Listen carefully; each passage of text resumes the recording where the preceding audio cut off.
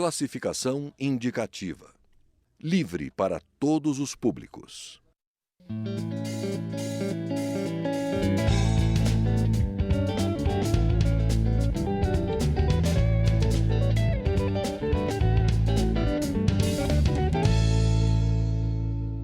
Olá!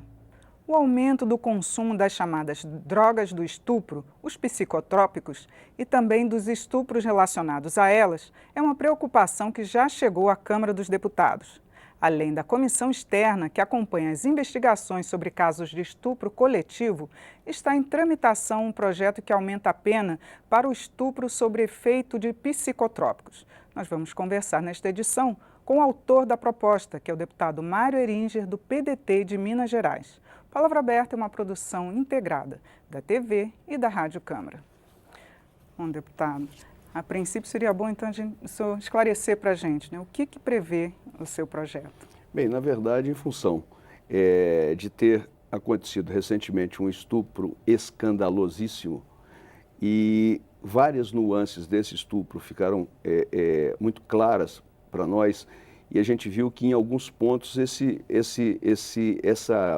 crime não estava sendo bem tipificado e não estava sendo punido com o rigor necessário. Um deles é que a violência sexual, através de fraude, ela não é considerada um estupro. E nós temos que fazê-la ser considerada um estupro, principalmente com o uso de substâncias ilícitas, como os casos, os psicotrópicos.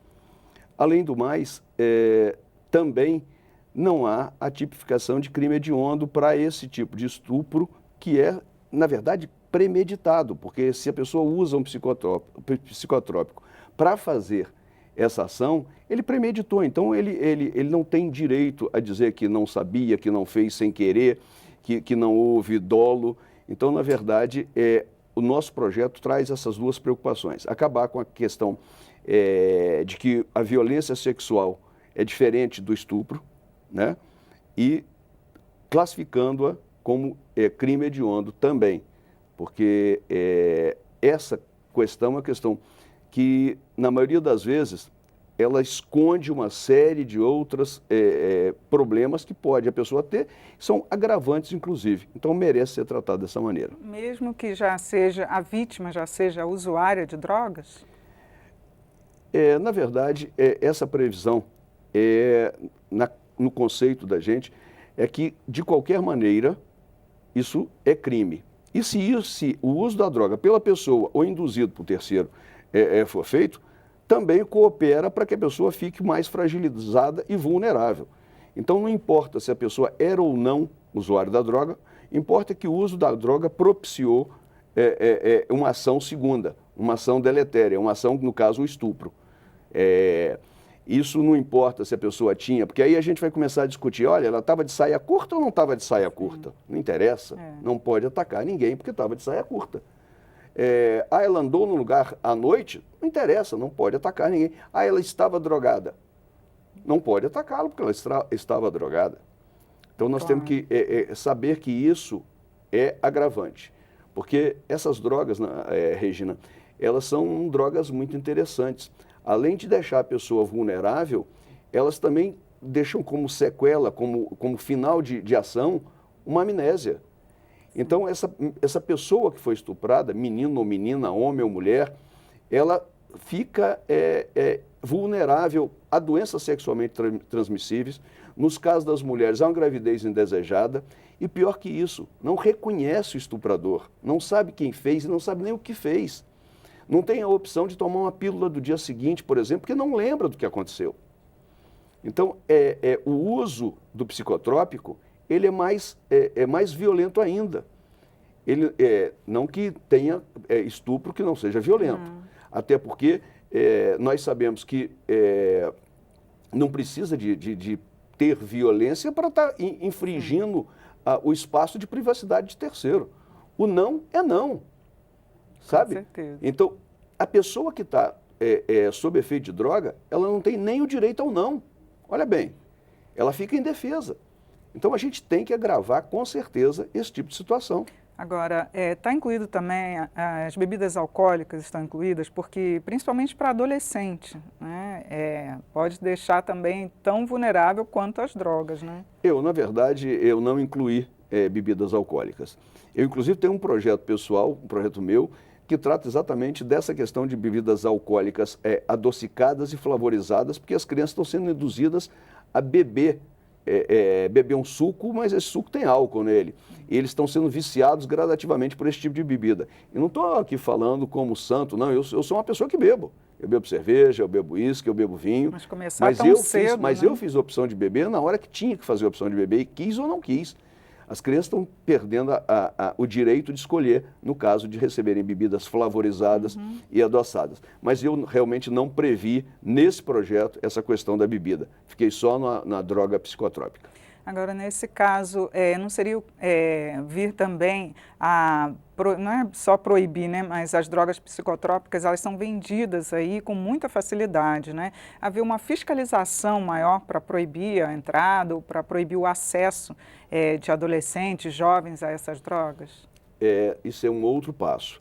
O passo da proibição da venda. A droga, primeiro, ela não é permitida vender, ela precisa de receita médica, tem uma série de coisas. Só que as pessoas, os criminosos, burlam qualquer coisa que quiserem fazer. Com maior facilidade, e a internet né? está aí facilitando esse tipo de coisa. É claro que nós temos que fazer um combate também a isso, porque virou moda e até motivo de gracinha e de piada achar engraçado que uma pessoa tomou um Boa Noite Cinderela. Sim. Isso é um crime. Um crime que resulta em abuso físico, no caso, um estupro, e resulta, além do abuso físico, como mais um adicional, os furtos, os roubos, coisas que acontecem, a violência, né, nesses casos. Então, na verdade, tem que tratar isso com mais vigor, com mais rigor e com mais carinho para as vítimas. As vítimas não podem e não devem ser criminalizadas. Mas aí, assim, uma das críticas que a gente mais tem ouvido com o caso desse estupro, e também não só do Rio de Janeiro, mas em outros estados também, é que os culpados não estão sendo punidos adequadamente. Não seria o caso também de agravar em conjunto esses casos? Porque se chega, ele não tem antecedentes criminais, aí pode ser solto, né? Incluir, no caso, como crime inafiançável. A intenção é exatamente essa. Quando a gente coloca aqui que ele é um crime hediondo, ele perde o direito de responder em liberdade. Sim. Ele vai responder preso. Ele vai estar lá, porque senão vira aquela história que a gente sabe de procrastinação jurídica que não vai dar em nada. Os promotores estão falando isso, que nesses casos mais recentes, todos que aí são presos, são denunciados, quando chegam a ser denunciados, né, são presos e logo em seguida são soltos. São colocados em liberdade, porque não existe essa previsão na lei. Eu acho que a gente tem que transformar em crime hediondo mesmo para impedir que as pessoas saiam. Simplesmente vão responder em liberdade, uns vão fugir. A quantidade de crimes é enorme, estima-se em torno de 550 mil estupros no Brasil por ano, com 10% somente de denunciados. Imagina assim, que loucura, são um estupro de 11 em 11 minutos, do ponto de vista estatístico. E depois que passa um certo tempo, não tem polícia que dê conta de continuar investigando tudo isso, em função também até das outras mazelas que nós temos na segurança pública do Brasil. Então, se você impede logo de cara e determina os limites logo de cara, pelo menos esses casos vão ser tratados com o rigor da lei. Agora, seria necessário também uma campanha de orientação a mais sobre o uso desses psicotrópicos, porque, né, nessas festas, né, nas raves, as pessoas acham que é comum consumir, então é muito disseminado o uso dessas drogas. Né? Essas raves, essas baladas com o uso de psicotrópicos, todo mundo sabe que está assim, a gente precisa de um rigor muito maior de vigilância das polícias, maior, da fiscalização. Né, outra coisa importante realmente o que você falou, educação, explicar para as pessoas. Um copo aberto numa balada dessa é uma porta aberta para uma dopagem indevida de terceiros para uma pessoa, uma possível vítima. Mas o mais importante que isso, nós temos que começar a educar as nossas crianças para se precaverem desse preconceito de gênero, dessa subserviência, dessa submissão da mulher às vontades dos homens, que na maioria das vezes os estupros passam por aí, Claro que tem outro tipo de motivação em diversos estupros, mas isso precisa ser visto. A gente sabe que grande parte dos casos de estupro são domésticos, são de familiares, parentes, amigos, vizinhos, e que isso tem que ser revisto do ponto de vista do conceito, da educação das crianças, das pessoas.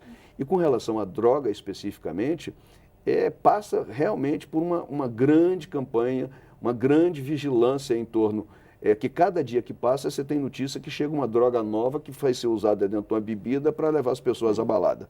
Então, isso é muito sério e muito perigoso. Tá certo, deputado. Muito obrigada por seus esclarecimentos aqui no programa. Muito obrigado. Nós conversamos com o deputado Mário Heringer, ele é do PDT de Minas Gerais. E você pode acessar esta e também as outras edições em nosso site. É no câmara.leg.br/palavra aberta. Eu sou Regina Assunção, agradeço a sua audiência. Até a próxima.